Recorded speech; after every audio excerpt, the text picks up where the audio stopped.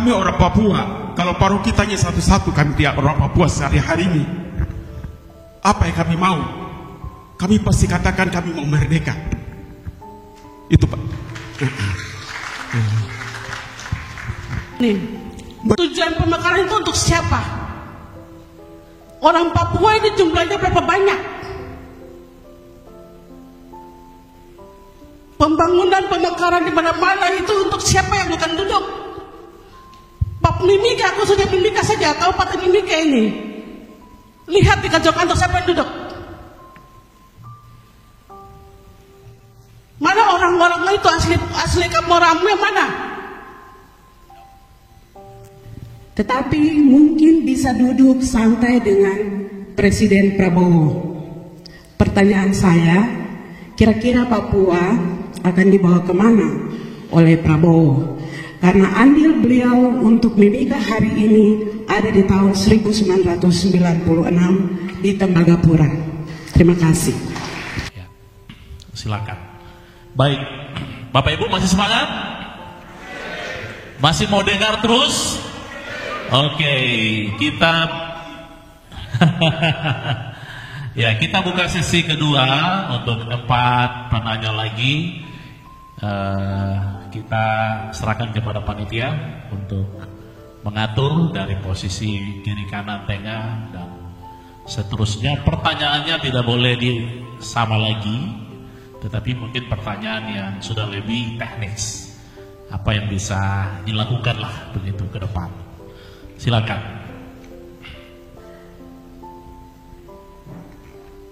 Sebutkan nama dengan jelas dan langsung ke pertanyaan.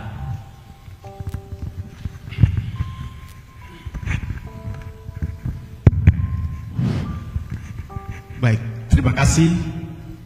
Saya Petrus, masyarakat wirausaha di Mimika. Saya anggota APS cabang Mimika. Paroki Gerung, selamat datang di Mimika, bumi yang sangat anak Kamoro. Amule beno, nimo. Paroki,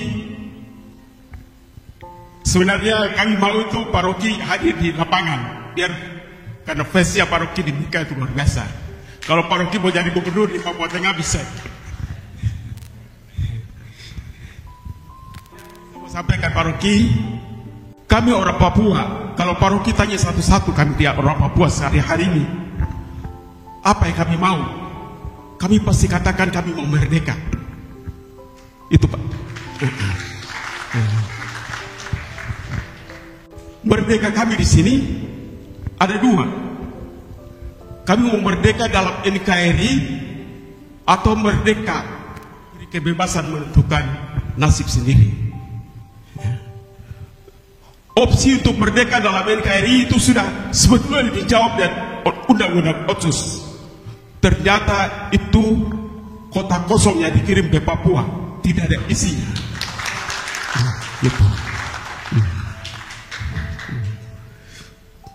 Kenapa buktinya? Sekarang eskalasi kekerasan masih berlangsung di Papua, ketidakpuasan, ketidakadilan masih terjadi di Papua. Tidak ada kekhususan dan kami orang Papua hidup ini nikmati di tanah kami ini, tidak ada kekhususan. Tidak sama seperti Aceh, Jogja atau Bali, tidak ada kekhususan, tapi ada kekhususan di sana yang hidup ini. Begitu Pak. Jadi kalau Indonesia memilih mau kami merdeka dalam NKRI, berikan apa yang kami butuhkan. Paroki lewat sepanjang jalan tadi ke sini, tidak ada orang Papua yang punya rumah tingkat di situ, tidak ada punya toko di situ, punya rumah makan, tidak ada. Itukah kami merdeka? Gitu. Kami tidak bisa merdeka selama kami masih miskin di tanah kami. Kami tidak bisa merdeka selama birokrasi di pemerintahan itu tidak orang Papua minoritas di pemerintahan. Kami tidak bisa merdeka ketika belanja pembangunan dikuasai orang lain. Kami tidak bisa merdeka ketika hak-hak politik kami dikuasai orang lain. Itu.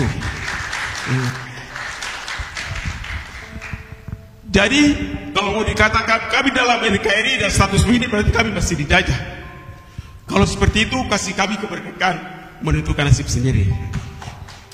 Itu yang pertama.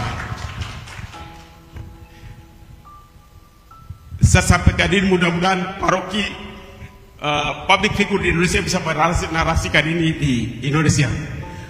Yang kedua,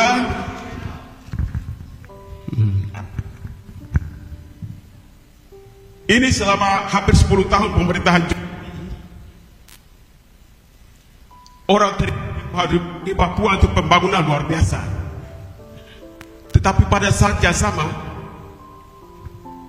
kekerasan terjadi luar biasa. Kami merasakan kejahatan kemanusiaan yang luar biasa terjadi ketika masyarakat kami ada yang hidup di pengungsian, mati lapar di sana, anak-anak sakit semua. Tapi di satu sisi orang puji Jokowi membangun Papua. Itu kami sakit, kami terluka. Itu kejahatan kemanusiaan. Terima kasih Pak. Mohon pencerahan akal sehat ya Bapak. Terima kasih. Ya. Silakan yang kedua.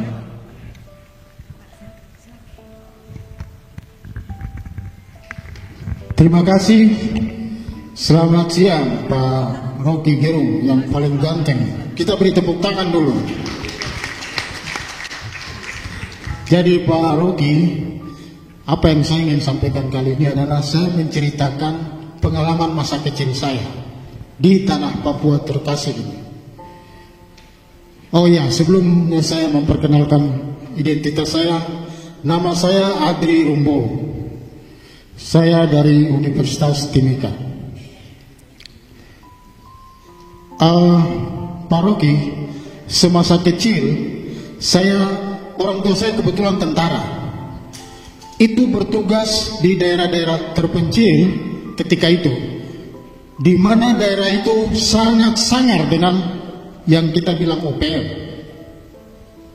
Tetapi orang tua saya tidak ragu-ragu, dan kami sekeluarga dibawa ke daerah itu, dan kami sekolah di daerah tersebut. Itu di Jayapura sana.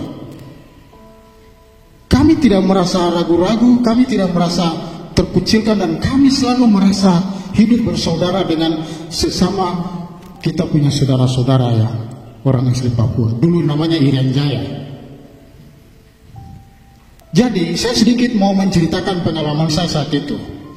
Ada salah satu orang di situ yang sering dituduh OPM, tapi bapak saya merangkulnya. Bahkan setiap pagi ketika saya ke sekolah, itu beliau itu yang antar saya pergi ke sekolah.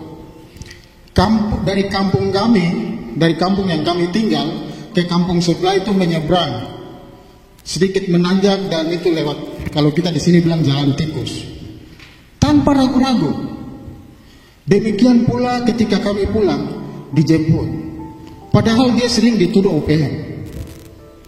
Nah, apa artinya itu? Bahwa semangat dia untuk menjaga kebersamaan itu sangat kuat. Dan saya ingin katakan bahwa kalau kita bicara nasionalisme di Indonesia ini, orang Papua ini yang paling nasionalis. Kalau sebentar dia berbicara merdeka, itu karena merasa dia terabaikan. Itu catat itu Pak Rocky, merasa terabaikan. Karena orang Papua itu semangat persaudaranya sangat kuat. Saya mau katakan begini Pak, di Papua sini tidak pernah orang mempersoalkan rumah ibadah. Silakan Pak Rocky nanti jalan-jalan ke daerah-daerah yang sedikit di Timika sini, sedikit daerah-daerah sedikit di dalam, itu orang bangun rumah ibadah tidak saling mengganggu. Bahkan saya mau katakan bahwa di Timika sini yang sebagian besar ini adalah orang aslinya adalah Kristen, tapi ketika membangun masjid tidak diganggu. Bahkan mereka biasanya memfasilitasi. Nah, hal-hal yang demikian ini kadang-kadang tidak teramati secara jeli. Kata kuncinya adalah Mari kita sentuh masyarakat dengan pendekatan sosiologi budaya. Sebab kalau kita menyentuh dengan apa konsep yang kita lakukan di orang di sebelah sana, itu nanti tidak nyambung, tidak menyentuh. Hal yang demikian ini kita harus pahami. Di sini membangun rumah ibadah orang tidak persoalkan harus izin ini, harus izin ini, tidak ada. Beda dengan di sebelah. Iya. Di sebelah sana. Iya. Iya. Di satu daerah di Jayapura sana, di sana itu daerah sedikit yang sarang OPM banyak itu pernah saya punya bapak mau bangun musola. Saya kebetulan muslim, mau bangun musola. Masyarakat tidak mempersoalkan. Bahkan ketika membangunnya itu masyarakat ikut membantu. Ini fakta-fakta. Saya mau sampaikan bahwa mari kita belajar dari timur sini. Kita belajar dari Papua.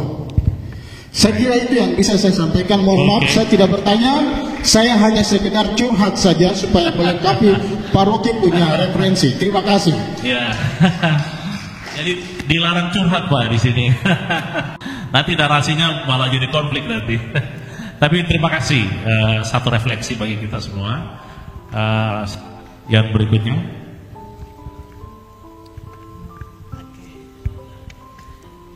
Baik, terima kasih. Nama saya Edita Kotorot. Baik. Pertanyaan saya langsung bertanya saja ya Pak Kakak Rocky. Saya dari akademisi dari Sekolah Tinggi Ilmu Hukum. Ya, di sini tadi Bapak mengatakan OPM. OPM itu orang Papua merdeka. Benar ke tidak? Ya. Jadi saya juga minta merdeka sama karena itu OPM. Kalau kita bicara OPM. Tetapi di sini saya bicara merdeka. Merdeka bukan berarti saya harus bunuh-membunuh, tidak.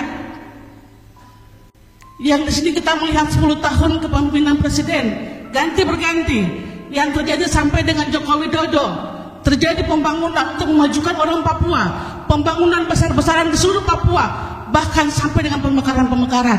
Sekarang pertanyaan saya begini, tujuan pemekaran itu untuk siapa? Orang Papua ini jumlahnya berapa banyak? Pembangunan pemekaran di mana-mana itu untuk siapa yang akan duduk? Pak Mimika, aku sudah Mimika saja, Kabupaten Mimika ini. Lihat di kantor-kantor siapa yang duduk? Mana orang-orang itu asli kamu orangmu mana? Baru mengkabarkan lagi Kabupaten Agimuga, Kabupaten Kokona, untuk siapa itu? Benar ke tidak? Pembangunan sudah terlalu banyak. Yang saya butuhkan adalah membangun manusianya, manusia Papua. Dan ini saya sekalian untuk Bapak Luis sebagai staf khusus presiden, tolong dicatat. Kami orang Papua berapa banyak? Berapa banyak yang sudah dimanusiakan? Berapa banyak? Anak-anak sekolah setelah tamat SMA berapa banyak yang sudah bekerja? Berapa banyak? Berapa banyak yang nganggur? Itu tolong dicatat. Ini khusus untuk pemerintah Kabupaten Mimika juga. Lapangan kerja banyak terbuka. Perusahaan besar ada di Kabupaten Mimika. Kenapa anak-anak Papua menganggur? Kenapa?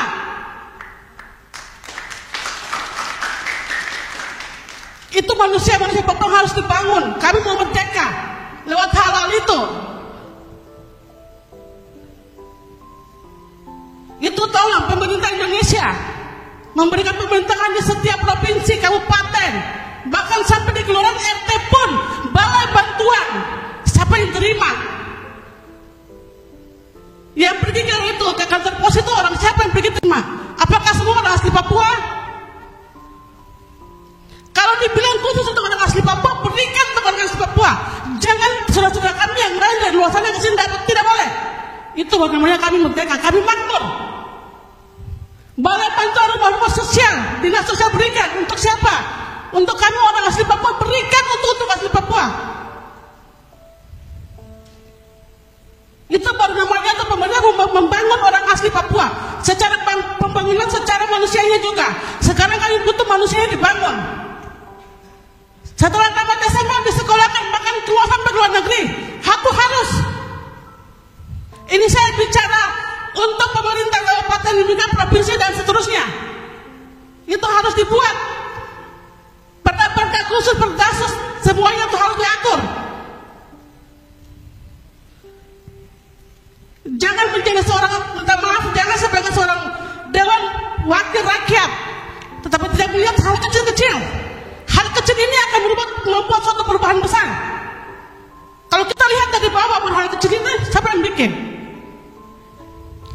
Iya, baik. Ya, terima kasih. Tapi yang satu terakhir khusus untuk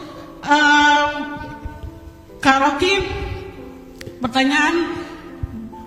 Kalau seandainya Kak Rocky menjadi salah satu menteri, karena semua aturan-aturan ini dia menghambat menteri, apakah Bapak atau Kakak bisa mengkritisi pemerintah terkait masalah Papua? Terima kasih. Iya. Ya, kita berikan aplaus untuk suara perempuan ini, luar biasa. Ya, silakan satu lagi. Terima kasih Abang Rocky, Kakak Rocky. Saya Dr. Eni Kenangalem, dokter dari Gunung. Saya bertanya sedikit, tetapi juga saya lihat di sini ada banyak tokoh politik, juga ada kakak abang saya yang terhormat yang ada duduk depan, hormat. Jadi dari percakapan yang disampaikan tadi, pertanyaan maupun pernyataan, kelihatannya bahwa kita diprotes Jokowi. Dia hampir masa tugasnya sudah hampir habis. Kita akan punya presiden yang baru, Bapak Prabowo. Timika hari ini ada seperti ini adalah salah satunya andil beliau di tahun 1996. Saya punya bapak Pak John Magal ada di sini, pasti tahu sejarah itu.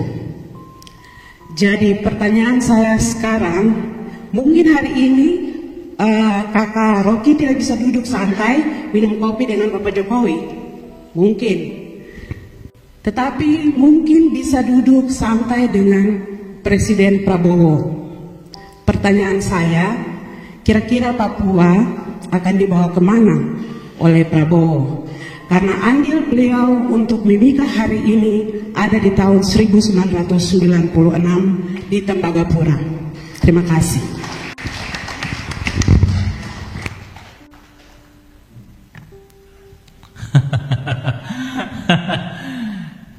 Ini Kakak Rocky jawab dulu ya. Ya, nanti akan berkembang terus begitu. Ya. Terima kasih. Kita berikan aplaus buat semua yang bertanya. Ini luar biasa.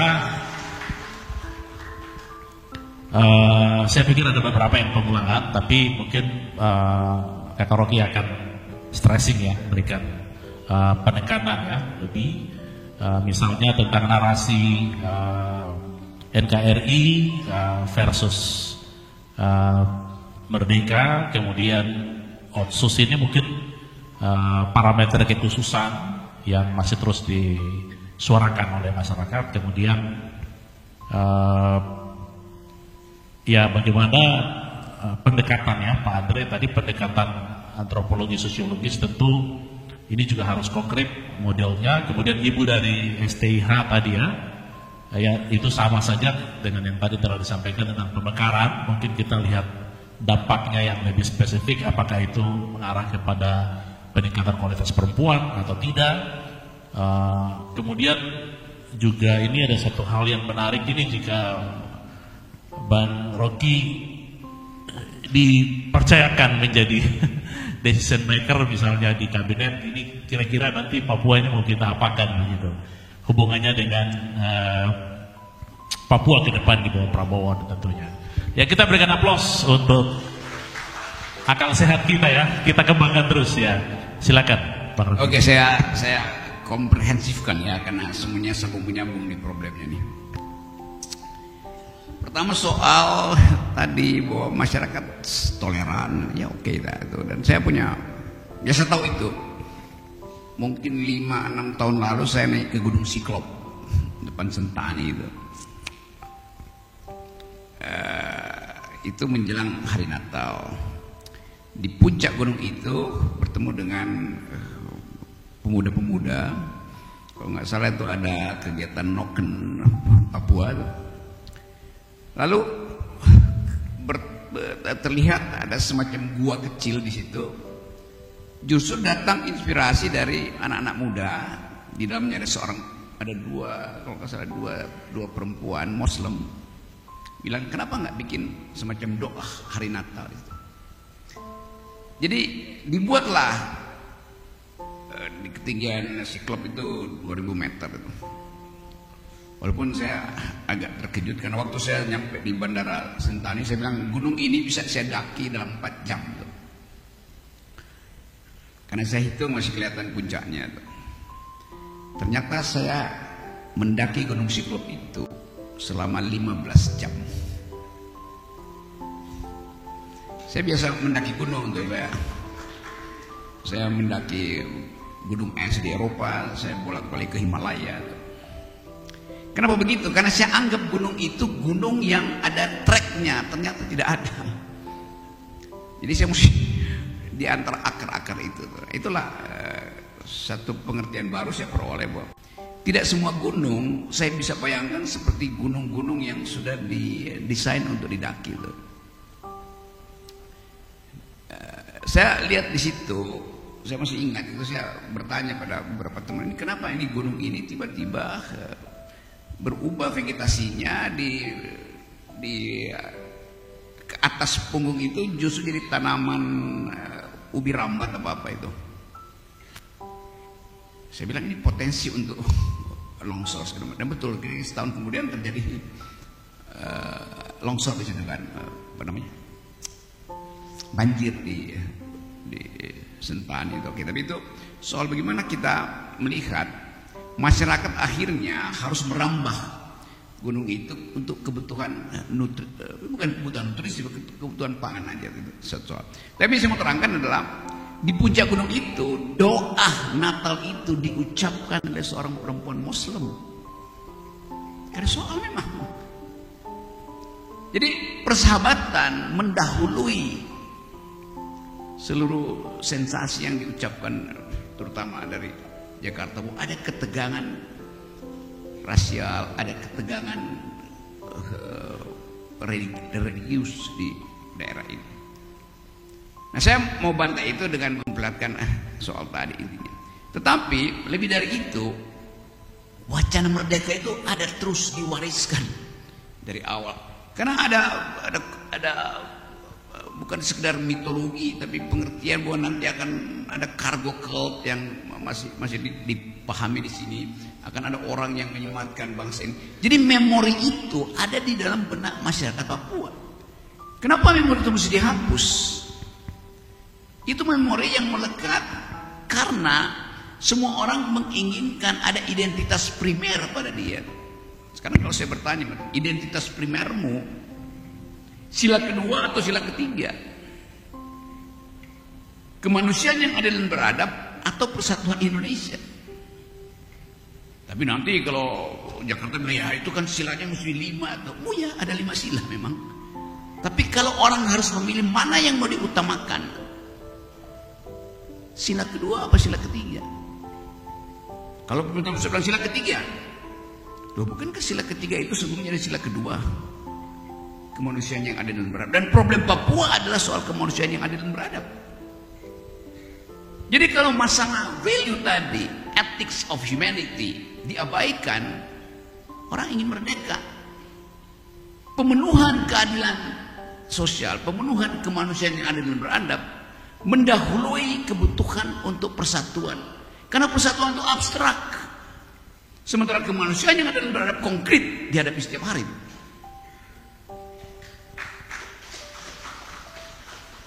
saya terangkan itu sebagai wacana berpikir. Jadi sekali lagi, hal yang ada di dalam sistem berpikir, di dalam antropologi of knowledge dari teman-teman di Papua, saya kenal dari awal. Saya berteman dengan Muridan, saya ikut dalam beberapa des Papua. Jadi saya tahu jejak pikiran itu. Saya membaca disertasi dari ibu siapa yang menulis tentang dual nationalism itu. Orang Papua mengembangkan dua nasionalisme.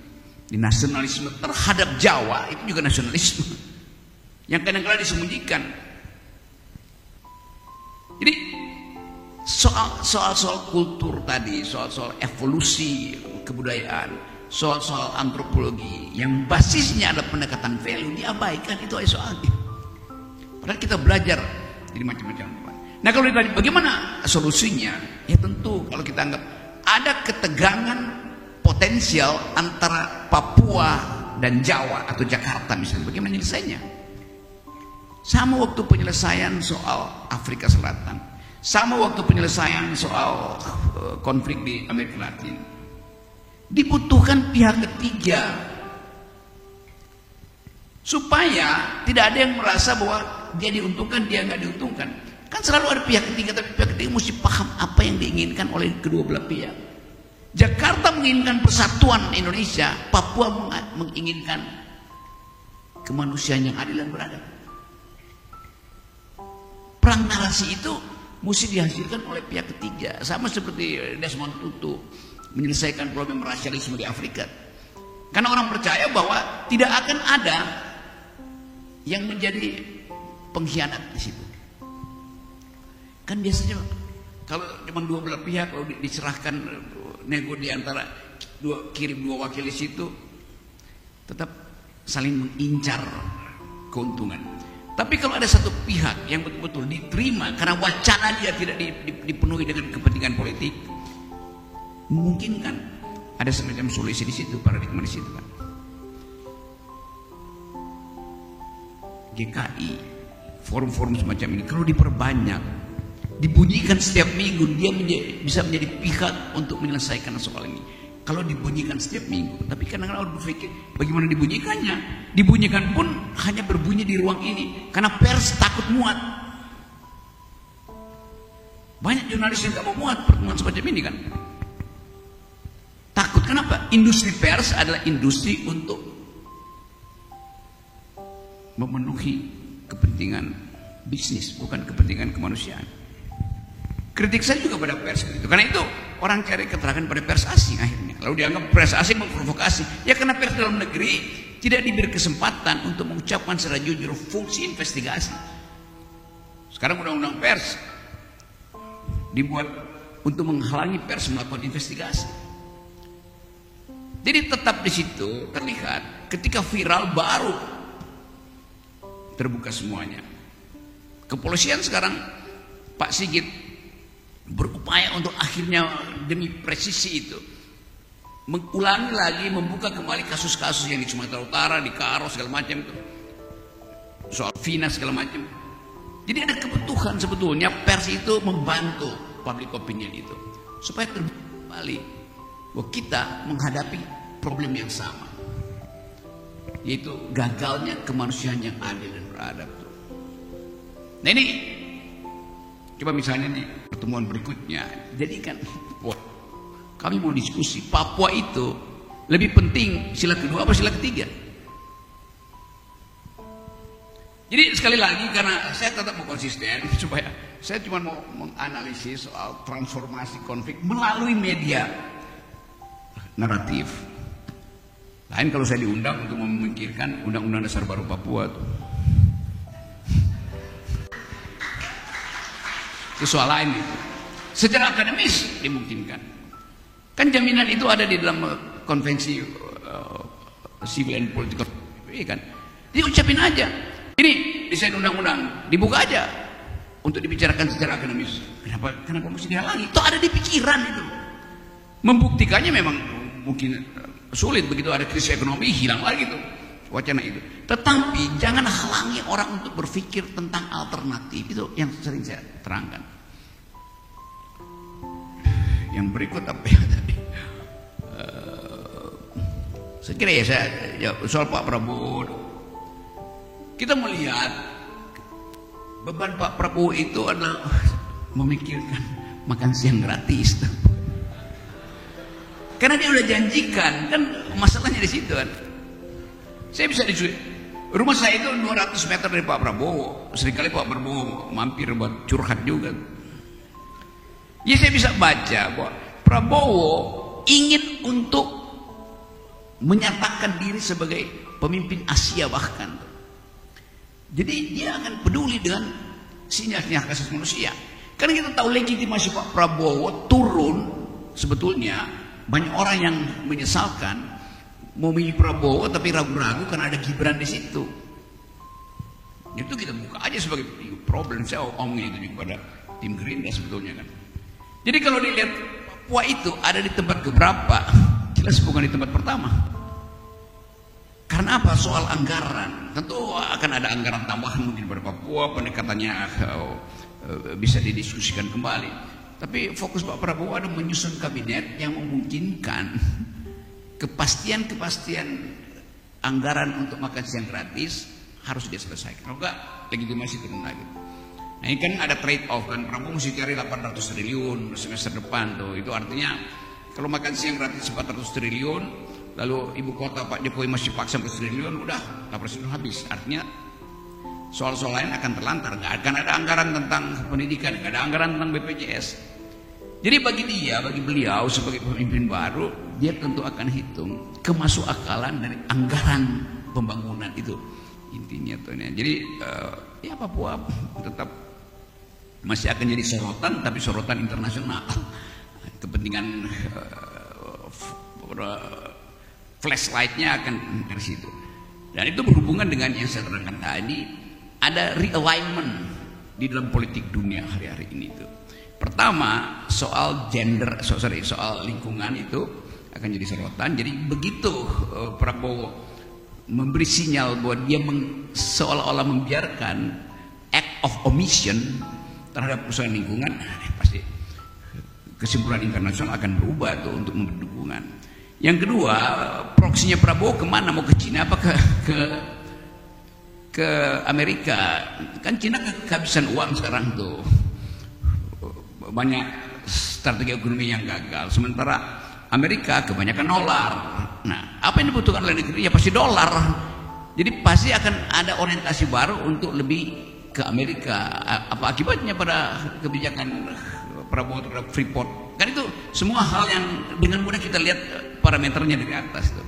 Jadi saya menghitung bahwa pemerintahan berikut kecenderungannya ke Amerika karena kebutuhan uang.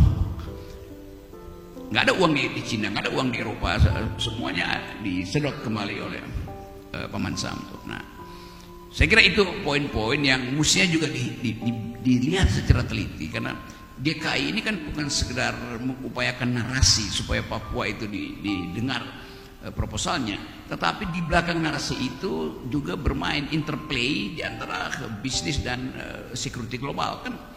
Itu jadi variabel itu saya kira dibicarakan dengan pelan-pelan sebetulnya.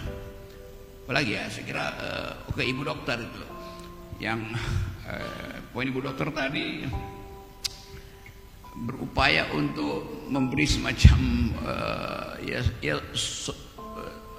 medical solution secara politis sebetulnya. Saya mengerti problem itu, tapi kalau kita bicara dari perspektif kedokteran misalnya, harusnya pemerintah pusat gini nih, di dalam ilmu kedokteran kalau ada sel yang rusak, sel itu diberi hak oleh Tuhan untuk bunuh diri. Kan ada kan, sel rusak itu sel yang tahu diri, maka dia akan bunuh diri supaya tidak merusak sel lainnya. Bernama istilahnya apoptosi, itu saya ingat. Apoptosi artinya kemampuan sel untuk bunuh diri supaya dia tidak merusak sel-sel lain. Nah kalau sel itu tidak mau bunuh diri, dia akan metastasi, jadilah cancer tuh. Seharusnya pemerintahan Pak Jokowi tahu dirilah bahwa udah selesai. Ya saya pakai ilmu kedokteran mengatakan supaya dia tidak metastasis. Jadi Pak Jokowi berupaya untuk caper ke Papua terus menerus tuh.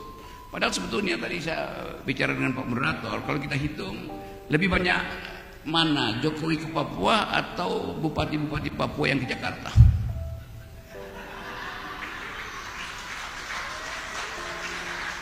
Ini moderator lain bilang. Untuk apa? Untuk ngintip Banggar. Untuk mulai mempersiapkan apa yang bisa diselundupkan atas alasan otonomi khusus. Kan itu yang terjadi kan. Setiap kali saya ketemu di hotel-hotel, wah banyak betul polisi Papua, tuh kasakusuk kiri kanan tuh, janji dengan menteri ini, janji dengan dirjen segala macam. Jadi masalah kita adalah kemampuan juga oleh pemimpin Papua untuk mengerti lebih dalam itu antropologi dari masyarakatnya sendiri tuh. Banyak orang Papua di Jakarta yang ya cara berpikirnya tidak didasarkan lagi pada asal usul sosial kebudayaannya kan itu. Soalnya juga ada di situ tuh, sehingga kimia antara orang Papua dan figur-figur di Jakarta nggak nyambung. Dianggap ya dia orang Papua tapi dia asing terhadap problem Papua tuh. Karena itu kalau nyalek di sini dengan mereka di Papua lawan saya pasti menang.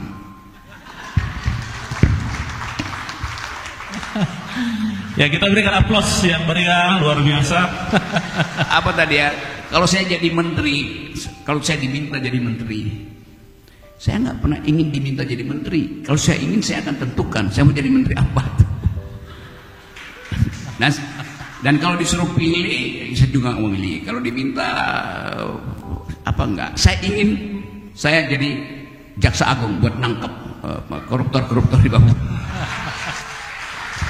Ya, jadi itu namanya menteri yang waras begitu ya. Menteri yang akal sehat. Ya.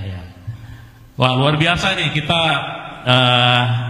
membangun dialog yang membawa kita ya untuk memahami persoalan kita sebagai masyarakat Papua, tapi juga ada konteks permasalahan di negara yang terkait dengan hal-hal teknokrasi, ya, kebijakan. Tetapi juga kita berada dalam dinamika lingkungan global ya, secara internasional. Ada Indo-Pasifik, ada Laut Cina Selatan, dan semua konstelasi itu harus dinarasikan menjadi narasi yang membawa kita untuk bisa mengetahui apa yang harus kita lakukan begitu. Kira-kira itu menjadi hal yang sangat menarik dari diskusi kita pada siang pagi hingga siang hari ini.